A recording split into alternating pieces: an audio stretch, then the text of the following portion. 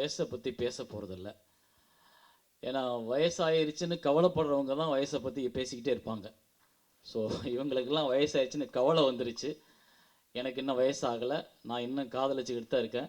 இன்னும் 10 வருஷம் கழிச்சாலும் நான் இப்படியே தான் இருப்பேன். அப்போ கூட நீங்கள்லாம் என்னை பார்த்து பொறாமப்படத்தான் போகிறீங்க வரிசையாக. கனி ஆகட்டும், கருப்பழனியப்பன் ஆகட்டும், அத்தனை பேரும் போங்க பீப், நீங்களும் உங்கள் காதலும். அது எனக்கு சொல்ல தெரியல.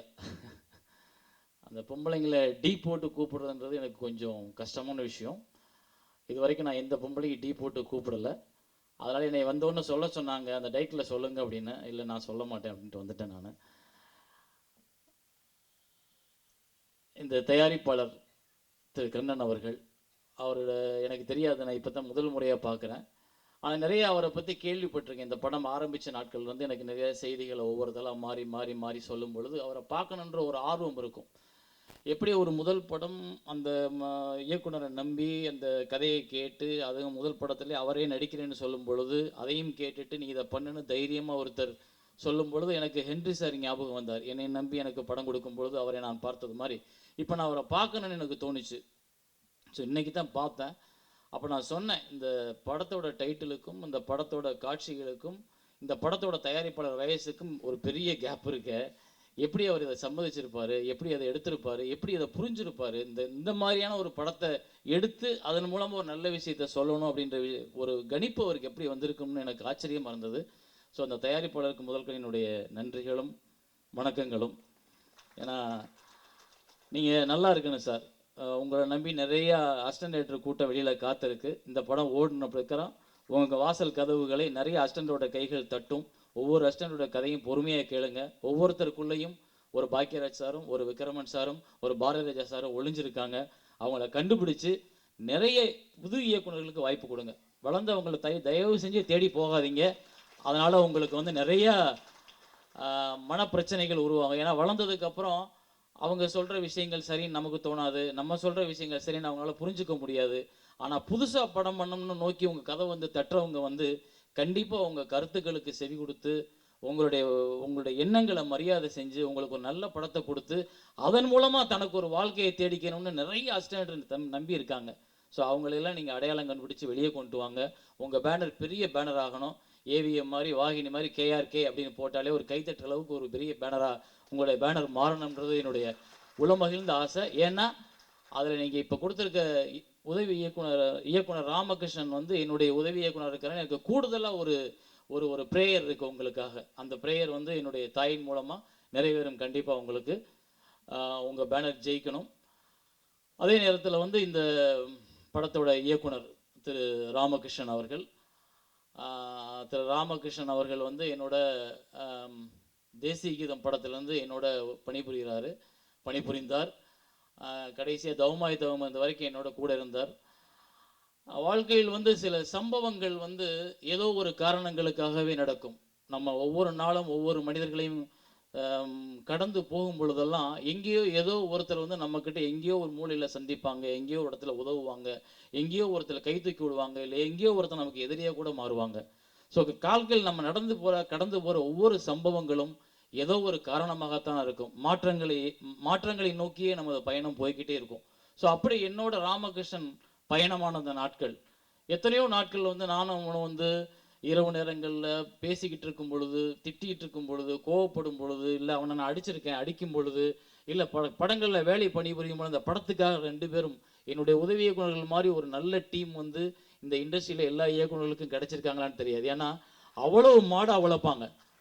அந்த 24 ஹவர்ஸும் சினிமா சினிமா சினிமா சினிமா, அதை தவிர வேறு ஒன்றும் நாங்கள் பேச மாட்டோம். சினிமாவை மட்டுமே நேசித்தோம், சினிமாவை மட்டுமே காதலிக்கிறோம், சினிமா மட்டும்தான் எங்களுக்கு மூச்சு அப்படின்னு நாங்கள் வாழ்ந்தோம். அதனால தான் எங்களால் வந்து இவ்வளவு போராட்டங்களுக்கு நடுவுலையும், இவ்வளவு பெரிய கமர்ஷியல் மசாலாக்களுக்கு நடுவுலையும், இவ்வளவு பெரிய ஒரு ஒரு பிரம்மாண்டங்களுக்கு நடுவுலையும் ஒரு நல்ல படங்கள் ஓடும், நல்ல படங்கள் ஜெயிக்கும் அப்படின்றதுக்கு காரணம் வந்து நானும் என்னுடைய டீம். என்கிட்ட வந்து இது வரைக்கும் இந்த 10 படங்களில் ஒரு குறைந்தது ஒரு 45-46 உதவி இயக்குநர்கள் கடந்து போயிருக்காங்க.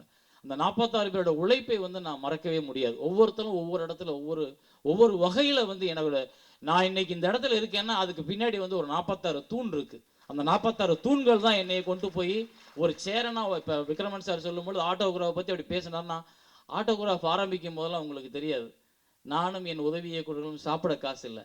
ஆட்டோகிராஃப் ஆரம்பிக்கும் பொழுது 0 பேலன்ஸ் தான். ஆனால் அந்த முதல் நாள் நான் போய் கேரளாவில் இறங்கி படப்பிடிப்புக்காக காட்சி தயார் பண்ணிக்கிட்டு கேமராவை வச்சுட்டு வெயிட் பண்ணிட்டு இருக்கேன். என் மேனேஜர் வந்து பக்கத்தில் சார் இந்த ஃபஸ்ட்டு மந்த் இன்ட்ரெஸ்ட் கொடுக்கலன்ட்டு ஃபைனான்சியர் ஃபோன் பண்ணிட்டே இருக்கார், நீங்கள் ஒரு வார்த்தை பேசிடுங்க அப்படின்னு. ஃபஸ்ட்டு ஷாட் எடுக்க போகும்போது ஓன் ப்ரொடக்ஷன். ஸோ அந்த இடத்துலையும் நீங்கள் பார்ப்பீங்க, என்னோட ஷூட்டிங் வந்து பாருங்கள், என் உதவி இயக்குனரோட சுறுசுறுப்பு வந்து யாருக்குமே இருக்காது. அப்படி ஒரு சுறுசுறுப்பான ஒரு மனிதன் தான் அந்த ராமகிருஷ்ணன். அதனால தான் அந்த சுறுசுறுப்பு இந்த படத்தில் இன்னைக்கு பார்க்கும்பொழுது தெரியுது. அவன் ஆடுற ஆட்டம், போடுற கூத்து, அடிக்கிற முத்தம், எழுதியிருக்க டைலாக்கு, வாங்கியிருக்க வேலை, நடிகர்களை பயன்படுத்தியிருக்க விதம், கேமராவை கையாண்டிருக்கும் விதம், பாடல் வாங்கியிருக்கும் விதம், எல்லாத்துலேயுமே அந்த சுறுசுறுப்பும் அந்த உழைப்பும் எல்லாத்தையும் மீறி ஒரு தன்னம்பிக்கையில் ஜெயிச்சவங்க தான் சார் இங்கே உட்காந்துருக்கு அத்தனை பேரும். அதுக்கு பெரிய உதாரணம் வந்து எங்களுக்கு யாருன்னா, நாங்கள் 2 பேரை வந்து ரொம்ப பெரிய, அதாவது பாலச்சந்தர் பாரதிராஜா சார் வந்து எங்களுக்கு எப்படி வந்து மிகப்பெரிய முன்னோடிகளாக குருக்களாக இருக்கிறாங்களோ, அந்த மாதிரி ஒரு இயக்குனர் நடிகளாகலாம் அப்படின்றதுக்கு வந்து பெரிய தன்னம்பிக்கை கொடுத்தது திரு கே பாக்யராஜ் சார் அவர்களும் திரு டிஆர் அவர்களும். நான் இந்த இன்விடேஷனை பார்த்தோன்னா நான் ரொம்ப வருத்தப்பட்டேன். நீ டிஆர் ஏண்டா விட்ட? டிஆரோட படம் இந்த இன்விடேஷன்ல இருந்திருக்கணும். ஏன்னா உலகம் முழுக்க ரஜினிகாந்தோட படங்களுக்கு ஏற்பட்ட அதே மரியாதை, அதை விட அதிக மரியாதையை வாங்கியவர் டி ராஜேந்தர். அவருடைய படங்களுக்கு பெண்களும் ஆண்களும் கூட்டமா நின்றுருக்கும். உயிரிழந்த உஷா படத்தை எல்லாம் மதுரையில் பார்க்கும் 100 நாள் தொடர்ந்து ஹவுஸ்ஃபுல் அந்த படம். அது எப்படி வந்துச்சு? ஒரு மனுஷன் தன்னோட முகத்தை நம்புறதை விட தன்னோட மூளையை நம்பினான்.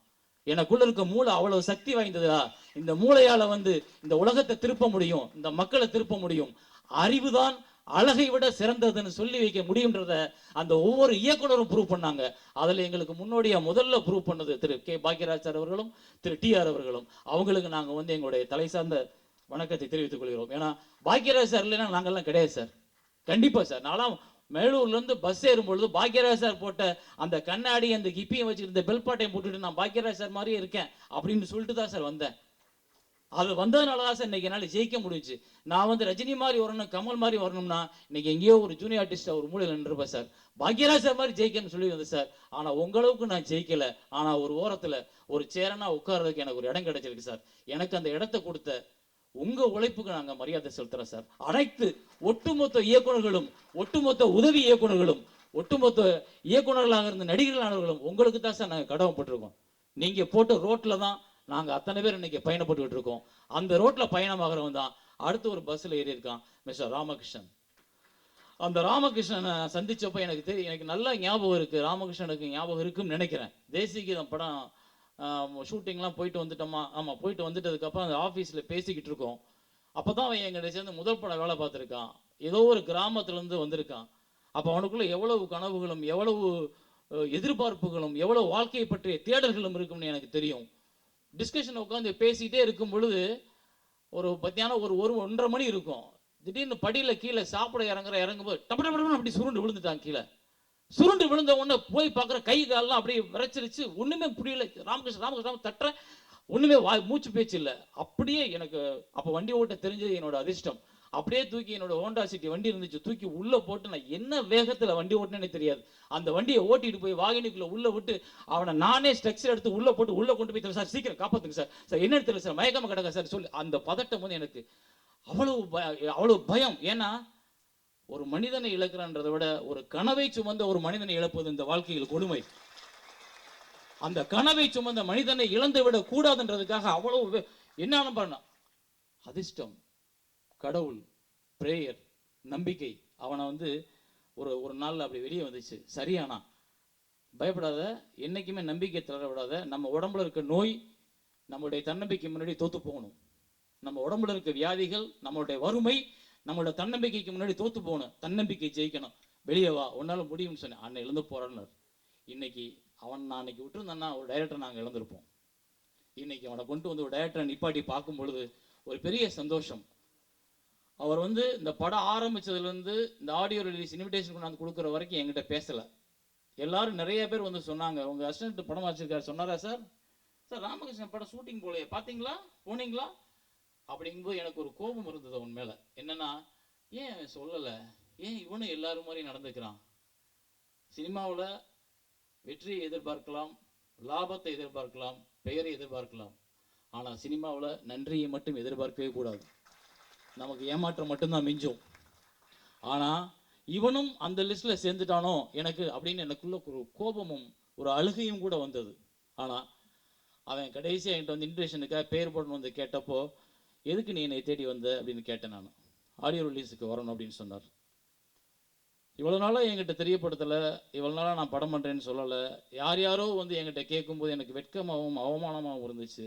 ஆனால் இப்போ நீ வந்து எந்த நம்பிக்கையில் நான் வருவேன்னு நினச்சி நீ என்கிட்ட கேட்குறேன்னு கேட்டேன்.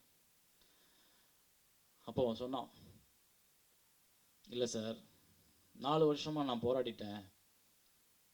நான் தெரிஞ்சோ தெரியாமலோ முதல்ல நடிகனாகி அப்புறம் இயக்குனர் மாதிரி ஆகிப்போச்சு. நடிகன் ஆகிட்டு 4 வருஷமாக எனக்கு படம் இல்லாமல், ப்ரொடியூசர் கிடைக்காம, கதைகளை சொல்லி சொல்லி சொல்லி ஒவ்வொரு ப்ரொடியூசரும் திருப்பி அனுப்பும்போது, முதல்ல 2-3 கம்பெனிகளை நான் கதை சொல்லி ஓகே என்ன உடனே உங்கள்கிட்ட வந்து நான் சொன்னேன். சொல்லி சொல்லி சொல்லி அந்த கதைகள் நடக்காமல் அந்த முயற்சி தோற்று போய் அதுக்கப்புறம் திரும்ப எனக்கு வந்து மூஞ்சி இல்லை சார் உங்ககிட்ட. நான் இந்த படமும் நடக்குமா நடக்காதான்னு எனக்கு தெரியாது. ஸோ நான் முழுமையாக முடிச்சதுக்கப்புறம் உங்களை வந்து பார்க்கணும்னு ஒரு வைராக்கியத்தோடு இருந்தேன் சார். இப்போ நான் முழுமையாக முடிச்சுட்டேன். இப்போ கூட இந்த படத்தை இன்னொருத்தர் வாங்கினாங்க, இந்த படம் கண்டிப்பாக வெளியாகணும்னு தெரிஞ்சதுக்கப்புறம் தான் நான் உங்களை வந்து பார்க்குறேன் சார். நான் எப்போவும் உங்கள் உதவி இயக்குனர் தான். நான் உங்களை விட்டு போக மாட்டேன், உங்களை விட்டு நான் விலக மாட்டேன். எப்போ உங்கள் மேலே இருக்க அன்பும் மரியாதையும் எனக்கு இருக்குது சார்னு சொல்லும்போது எனக்கு கொஞ்சம் கஷ்டப்பட்டுட்டேன். ஸோ இது ஒரு அழகான ஒரு உறவு. ஒரு இயக்குனருக்கும் ஒரு உதவி இயக்குனருக்குமான உறவு இருக்குல்ல, அது ஒரு மிக அழகான உறவு. ஒரு மனைவியை விட, ஒரு தாயை விட, ஒரு தங்கைகளை விட, ஒரு சொந்தங்களை விட அதிகமாக நாங்கள் வாழ்கிறது உதவி இயக்குனர்களோட தான். அந்த உதவி இயக்குனர்களுக்கு சில நேரங்களில் நாங்கள் பிடிச்சவங்களா இருப்போம், சில நேரங்கள் நாங்கள் பிடிக்காதவங்களா இருப்போம். அது எங்களோட சூழல். அதை வந்து அவங்க தவறு எடுத்துக்கிறாங்க சில பேர். அதனால தான் சில பேர் புரிஞ்சுக்காமல் போயிடுவாங்க, புரிஞ்சுக்காம பேசாமல் இருப்பாங்க. ஆனால் காலம் மெதுவாக அவங்களுக்கு அதை உணர்த்தும். ஆனால் ஒவ்வொரு காலகட்டத்திலையும் நல்லா ஞாபகம் இருக்குது, நாங்கள் ஒவ்வொரு படம் முடிச்சிட்டோம், ஏதோ ஒரு சூழ்நிலையில் வறுமையில் இருக்கிறப்போ எங்கள் வீட்டில் எல்லாரும் உட்காந்து என் மனைவி எல்லா அசிஸ்டண்ட்டையும் உட்கார வச்சு தான் சோறு போடுவா. ஸோ எல்லாரும் சாப்பிடும் பொழுது நானும் சாப்பிடுவேன். ஸோ அந்த உறவு வந்து நாங்கள் தவறாக நினைக்கிறதுக்கோ, இல்லை அவங்க நல்லா இருக்கக்கூடாதுன்னு நினைக்கிறதுக்கோ, இல்லை அவங்க வந்து வரக்கூடாது நினைக்கிறதுக்கோ எந்த காரணமும் எந்த காலத்திலையும் எந்த இயக்குனர் மனசுலையும் தோணாது. நல்லா உதவி இயக்குனர் நினைச்ச ஒவ்வொரு இயக்குனர்களும் தன் உதவி இயக்குனர் நல்லா வரணும் ஜெயிக்கணும்னு நினைப்பான். ஏன்னா அவனும் ஒரு காலத்தில் அதே மாதிரி சொத்துக்கும் வாழ்க்கைக்கும் கஷ்டப்பட்டவன். ஸோ என்னுடைய உதவி இயக்குனர் இந்த ராமகிருஷ்ணன் நல்லா வரணும், நல்லா வருவார். கண்டிப்பாக அவர்கிட்ட அதுக்கான திறமைகள் இருக்குது. இந்த படத்தை பார்க்கும் பொழுது ராமகிருஷ்ணா நீ நல்லவனா கெட்டவனான்னு கேட்க தோணும். ஏன்னா திடீர்னு ஒரு பயங்கரமாக 10 ஃபிகரோட சேர்ந்து ஒரு கும்மாளம் போடுறார். அது என்ன ராமகிருஷ்ணன், இந்த வேட்டியை தூக்கி தூக்கி ஆடுற? அது கஷ்டமாக இருந்துச்சு எனக்கு. அது பழனியப்பன் சொன்னது உண்மைதான். என்னென்னா நான் எடுத்திருந்தா நீங்களும் உங்கள் காதலும் அப்படின்னு எடுத்திருப்பேன். ஆனால் நீ வந்து நாக்கை கடிச்சிக்கிட்டு பல்லு அடிச்சுட்டு டங்கு டங்கு டங்கு டங்குன்னு, ஒருவேளை நீ பார்த்திபன் சார் டெஸ்டண்ட்டை சேர்ந்துருக்கலாம். பரவாயில்ல. ஆனால் அதுக்காகத்தான் நீ பயப்பட்டுருக்க. இந்த பாட்டை பார்த்தா நம்மளை ஒரு மாதிரி தப்பாக எடுத்துருவாங்களோ அப்படின்றதுக்காக கரெக்டாக அடுத்த ஒரு காட்சி, அந்த மூர்த்தி பாண்டிச்சேரி மூர்த்தி பேசுகிற அந்த காட்சியில் அந்த அந்த பிச்சை எடுக்கிற ஆள் பேசுகிற அந்த காட்சி, அப்படியே ஜெயபிரகாஷ் சார் பேசுகிற அந்த காட்சி, அது ரெண்டுமே வந்து உன்னை வந்து இது ஒரு நல்ல படம், இந்த படத்துக்காக இந்த நல்ல படத்துக்காக தான் இந்த பாட்டை ஒரு காரணமாக வச்சுருக்காரு அப்படின்னு உன்னை வந்து உச்சி முகர தோணுது. ஸோ அதனால் வந்து நீ ஜெயிப்ப, நீ கண்டிப்பாக நல்லா வருவ. இந்த படம் வெற்றி பெறணும். இந்த படத்தில் எல்லா கலைஞர்களும் இந்த படத்துக்காக நல்லா வேலை பார்த்துருக்காங்க. இந்த படத்தோட பட்ஜெட் எனக்கு தெரியும். ஸோ இன்றைக்கி வந்து சினிமாவில் எடுத்த உடனே 10 லட்சம் 10 கோடி 5 கோடின்னு கேட்குற இடத்துல எல்லாருமே சின்ன சின்ன தொகைகள்லாம் வாங்கிக்கிட்டு இந்த படத்தை ஒத்துக்கிட்டு இருப்பீங்க, இன்க்ளூடிங் கேமராமேன், மியூசிக் டைரக்டர் எல்லாரும். உங்கள் எல்லாருக்குமே இந்த படம் நல்ல பெயரையும் நல்ல மனசுக்கான சந்தோஷத்தையும் தேடி தோன்ற நம்பிக்கை இருக்குது. ஏன்னா இந்த கதை எனக்கு தெரியும். கதையோட முடிவில் உங்களுக்கு ஒரு சின்ன கண்ணீர் வரும் படம் பார்க்கும் பொழுது. ஸோ இது ஜெயிக்கணும், இது ஒரு மிகப்பெரிய படமாக இருக்கணும். இதன் மூலமாக இந்த டீமும் இந்த கம்பெனியும் ஒரு மிகப்பெரிய வளர்ச்சி நிறுவனமாக மாறி மிகப்பெரிய நிறுவனமாக வளர்ந்து நிறைய பேருக்கு வாழ்க்கை கொடுக்கணும். நன்றி நன்றி.